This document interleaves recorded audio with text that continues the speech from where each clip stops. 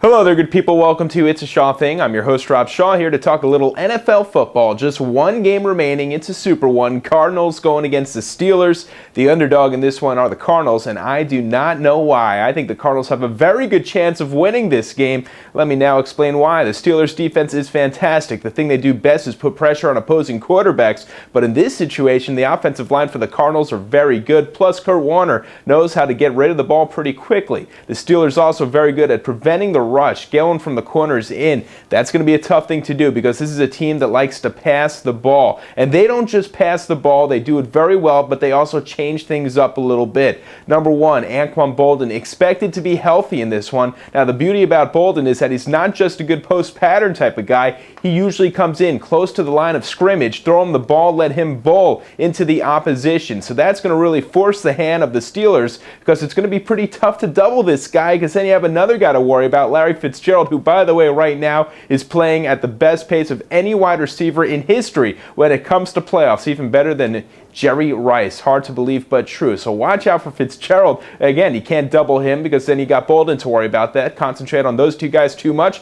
Steve Preston, a wide receiver, put up over 1,000 receiving yards this season. The Cardinals are very good at moving the ball. Now, let's say the Steelers do push back a little bit. Tell the linebackers to drop back, concentrate on the pass. Well, now you've got Edgerrin James in the mix. This is a guy who wasn't utilized very much during the regular season, particularly at the second half of the season. But now when it comes to the playoffs, the reason why the Cardinals are doing so well is because they're keeping the defenses honest. They're putting the ball in the hands of Edgerrin James. They also got a very talented rookie at running back by the name of Tim Hightower. Both those guys can be utilized aplenty if the Steelers concentrate too much on the receiving game. Now, other guys to certainly keep an eye on: Kurt Warner. I mentioned it earlier. This is a veteran. He's been to the big dance before. He knows how to play the game. A couple years ago when he was with the Giants, first year with Arizona, the big issue for him was fumbling the ball, throwing interceptions, turning the ball over. Well, this year he's doing things a little bit differently because he's thinking on his feet. He's acting very quick. He's getting rid of the ball before he could count to three, which is why a team like the Steelers, who does put pressure on quarterbacks, are going to struggle to bring this guy down with the ball.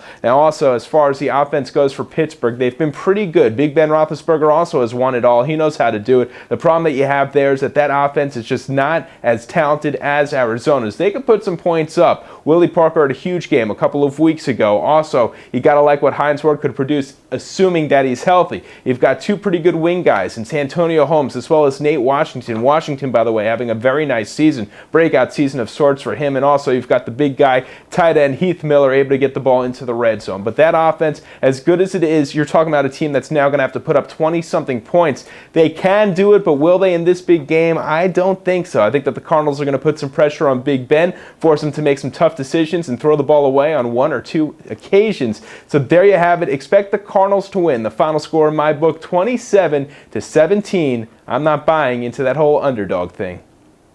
Think you can complete the drive? Play today and get an automatic entry to win daily prizes, 2 tickets to the big game, and a brand new car. Start your drive today at opensports.com.